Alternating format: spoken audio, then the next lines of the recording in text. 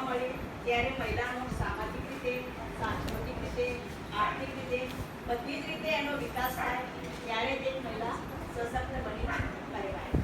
આજે આપણે જોવા જઈએ તો એક ઘરમાં મહિલા ના હોય એ ઘર કેવું હોય એ કલ્પના પણ આપણે નથી કરી શકતા. તો એક મહિલા વગરનું ઘર, એક મહિલા ઉપર જ બધો આધાર છે એના પૂરા પરિવારનો. એક મહિલા પોતે જ પોતાના પરિવારના પોષણની ચિંતા કરે છે પણ પોતાની ચિંતા કરતી નથી. સવારથી દોડધામમાં પોતાના બાળકોના સ્કૂલમાં મૂકવાના, પતિને નોકરી દેવાના, એમાં ને એમાં એ પોતાનું પોષણ જાળવતી નથી. તો મારું એટલું જ કહેવું છે કે તમે પણ તમારા પોતાના વિશે વિચારો. જો તમે જ નહીં હો તમારા ઘરના પરિવારનું શું થશે? તો આપણે પહેલાં આપણા આરોગ્ય વિશે વિચારવાનું અને પછી બીજું બધું. કિશોરીની વાત તો પ્રિયંકાબેને કરી. કિશોરીઓમાં આજના આધુનિકરણમાં બધી છોકરીઓ ટીવીની એડ જોવે છે, modelling, diet plan, diet food, અત્યારે બધી એડ પણ એ જ આવે છે, diet ad, diet food, nutrition stick. તો એના પાછળ ના દોડો અને જે આપણે આજુબાજુનું જે ખાવાનું મળે છે, જે ફ્રૂટ છે, શાકભાજી છે, એ જ ઉપયોગ કરો. બહારના પડીકા ના ખાઓ. કારણ કે જે કિશોરીનું જે એક સૌથી 18 વર્ષનું જે એનું સ્ટ્રક્ચર જે બને છે, જે શારીરિક વિકાસ થાય છે, એના ઉપર એના ભવિષ્યમાં જે બાળક થવાનું છે એ ડિપેન્ડ છે. જો એ સમયે એનું ધ્યાન નહીં રાખે તો જ્યારે એના મેરેજ થશે અને જે માતૃત્વ ધારણ કરશે ત્યારે એ ગર્ભમાં રહેલા બાળકને અસર થશે. માટે ડાયટ ફૂડ પાછળ ના ભાગો અને શરીર જેમ વધે છે કે ઘટે છે એના ઉપર ના રહો. શરીર વધવું કે ઘટવું એ જરૂરી નથી. આપણું શરીર તંદુરસ્ત છે એ મહત્વનું છે. આપણે જો તંદુરસ્ત રહીશું, પોષણક્ષમ રહીશું તો જ આપણે આપણા આવનાર બાળકને પણ પોષણક્ષમ લાવી શકીએ. અત્યારે સરકાર કુપોષણ બાળકો સામે લડવા કેટલી બધી જંગ કરી રહી છે. જો એ જંગ સામે લડવા માટે આપણે કિશોરીઓથી ત્યાંથી જ આપણે સાચવીશું તો આગળ જતા આ આપણે પ્રોબ્લેમ નહીં થાય. તો કિશોરીઓને મારે એટલું જ કહેવું છે. બીજું બધું તો ઘણું બધું કહી દીધું છે પ્રિયંકાબેને કે આયોડીનની ગોળીને મમતા દિવસે પણ આપણે બધું વજન કરીએ છીએ, બીએમઆઈ આપીએ છીએ. પછી કિશોરી સેશન પણ થાય છે, એમને કાયદાકીય જ્ઞાન, જાહેરહિતનું જ્ઞાન, આરોગ્યલક્ષી જ્ઞાન બધું જ આપણે એમાં આપીએ છીએ. બસ તમારે એટલું જ જોવાનું કે તમારા વિસ્તારમાં રહેતી આંગણવાડીમાં કોઈ કિશોરીઓ નોંધાયેલી રહી ના જાય. જો એ નોંધાયેલી રહી ગઈ હશે તો એમને આ નહીં મળેલા.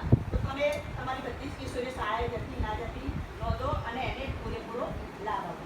બીજું, હવે સગર્ભા માતાની વાત કરીએ તો એક માતા જ્યારે ગર્ભધારણ કરે છે એક મહિલા, ત્યારે એની જવાબદારી બમણી થઈ જાય છે. પહેલાં તો એક સ્ત્રી હોય છે, પછી એના અંદર બાળક હોય છે. એટલે એ જે ખોરાક લેતી હોય છે એને ડબલ એનો ખોરાક લેવો હોય છે. એનું જે નોર્મલ વજન હોય છે મહિલાનું, એનું વજન એનું 10 થી 15 કિલો એક્સ્ટ્રા વધવું જોઈએ. તો જ ખ્યાલ આવે કે એના ગર્ભમાં રહેલા બાળકનો વિકાસ થયો છે કે નહીં. તો એ મહિલાએ સગર્ભા હોય ત્યારે પોતાના બાળકના માટે એને પોષણક્ષમ આહાર લેવો જોઈએ. લીલા શાકભાજી છે, ફળો છે, દૂધની બનાવટો છે, એ બધું જ એને ખાવું જોઈએ. અને ડૉક્ટરના કહેવા મુજબ ભારે એટલે વાહન જે કામ હોય, શારીરિક શ્રમ પડે એવું કાર્ય ન કરવું, પણ હળવી કસરત ને ઘરમાં હળતું ફળતું કામ તો કરતું જ રહેવું. અત્યારે ડૉક્ટરો બધા એવું કહે છે બેડ રેસ્ટ, પણ બેડ રેસ્ટ કરવાની કંઈ જરૂર નથી. હળવી કસરત થાય, હળવા કામ થાય, એવું કામ તો છેક સુધી કરવું તો જ તમે સારી રીતે બાળકને જન્મ આપી શકશો. પછી બીજું કે તમે ડિલિવરીનો આગ્રહ હોસ્પિટલમાં જ રાખો, જેથી જ્યારે તાત્કાલિક બાળકને કે તમને કંઈ જરૂર પડે ત્યાં લોહીની કે એની તો તમે તાત્કાલિક સારવાર મળી રહે. અત્યારે તો બધા જાય છે પણ તો પણ અમુક જગ્યાએ હજુ અમુક ગામડાઓમાં દાયણો કે એના દ્વારા ડિલિવરી થતી હોય છે.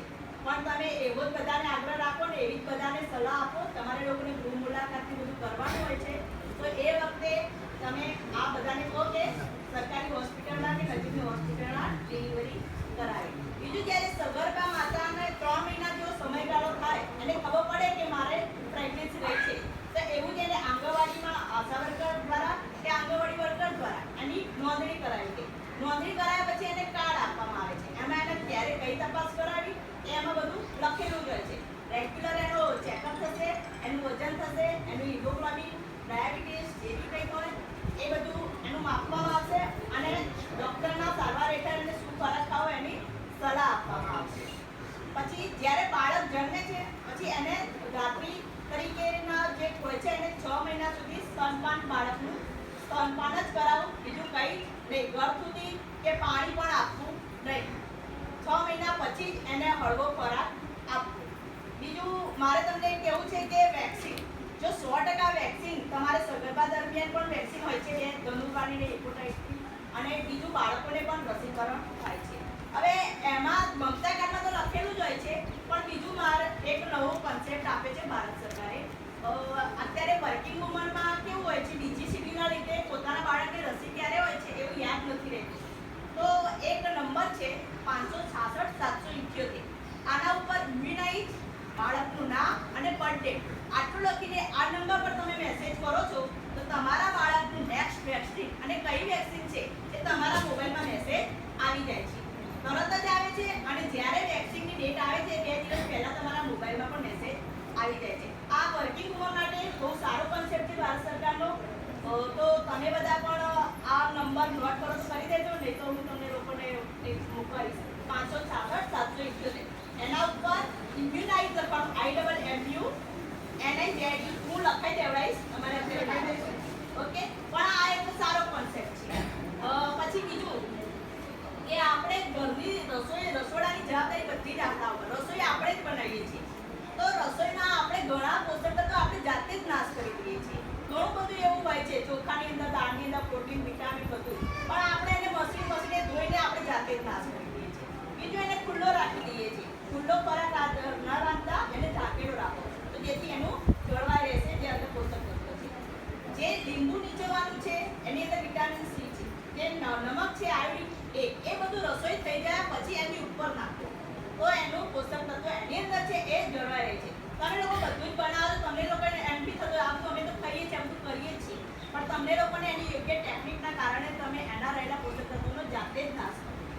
બીજું શાકભાજી કે જે હોય એને મોટા મોટા ટુકડા કરો, નાના ટુકડા ન કરતા, કારણ કે એનાથી એનો નાશ થાય છે. પછી જે છાલ હોય છે, અમુક ફ્રૂટની છાલ આપણે બધા છોલીને ખાઈએ છીએ તો છોલીને ના ખાતા એને બરાબર સાફ કરીને છાલ સાથે જ ખાઓ, કારણ કે જે સૌથી વધુ જે પ્રોટીન ને વિટામિન્સ હોય છે એ છાલની અંદર જ હોય છે. અને બીજું હવે સ્વચ્છતા વિશે વાત કરીએ તો આપણે બધું ઘરનું કામ કરવાનું હોય છે તો રસોઈ કરતા પહેલા તમે તમારા હેન્ડ વોશ કરો. હેન્ડ વોશની આ ટેકનિક છે, એ આ ટેકનિકથી તમે હાથ સાફ કરો. તમારા બાળકને પણ સ્તનપાન કરાવો ત્યારે હાથ સાફ કરીને કરાવો. બીજું રસોડાની અંદર સ્વચ્છતા રાખો, પાણી ગાળીને ભરો. અત્યારે ચોમાસાનો સમય છે, પાણી ઉકાળીને પીવો. પાણીની અંદર ટીકડી નાખો, જે કેલ્શિયમ આવીને આવે છે એવી રીતે. પાણી ઘરનું ટાંકું હોય એને સાફ રાખો, એને જંતુરહિત રાખો. આ તો થઈ ઘરની વાત. આંગણવાડીમાં પણ આવી સ્વચ્છતા હોવી જરૂરી છે. રસોડાની અંદર જે આપણે અનાજ સંગ્રહ કરીએ છીએ એને ભેજ ન લાગે, વરસાદના લીધે અંદર ધનેરા ચીવડા ના પડે, એનું પણ જે ચાળવાનું છે, જે વીણવાનું છે એ બધું પણ સ્વચ્છતા રાખવામાં આવે તો આપણે ઘણા બધા આવા કુપોષણના જે આવા નાના નાના જે મુદ્દા છે એના લીધે જ કુપોષણ થતું હોય છે. નાના બાળકને આ બધી ઇન્ફેક્શન જલ્દી લાગી જતું હોય છે. તો પહેલી તો સ્વચ્છતા, નખ કાપેલા હોવા જોઈએ, વાળની સફાઈ. આપણે રસોઈની જે તાલીમ બધા બહેનોને આપે છે, રસોઈમાં બધાને એપ્રોન પણ આપવામાં આવે છે. કેટલી બહેનો એપ્રોન પહેરે છે? આપણી હેલ્પર બહેનો કોઈ નથી પહેરતું. એ એપ્રોન પહેરીને રસોઈ બનાવો. તમારા માથાના વાળ ખાવાના વાળા પડે, તમારા નખ હોય એ કાપીને રાખો જેથી ખોરાકના અંદર એ ભળે નહીં, જે આપણા હાથના અંદર હોય. અને સ્વચ્છતા અંગે કાળજી અત્યારે આપણે શૌચાલયનું પણ ચાલી રહ્યું છે તો આંગણવાડીમાં શૌચાલયમાં બાળક એનો ઉપયોગ કરે એ પણ ટેવ પાડો. શૌચાલય તો હોય જ છે પણ કોઈ એક્ટિવ નથી, બસ કોઈ એનો ઉપયોગ જ નહીં, બાળકો બહાર જ જતા હોય છે તો એનો ઉપયોગ કરાવો. બાળકોને અત્યારથી જ એની ટેવ પાડો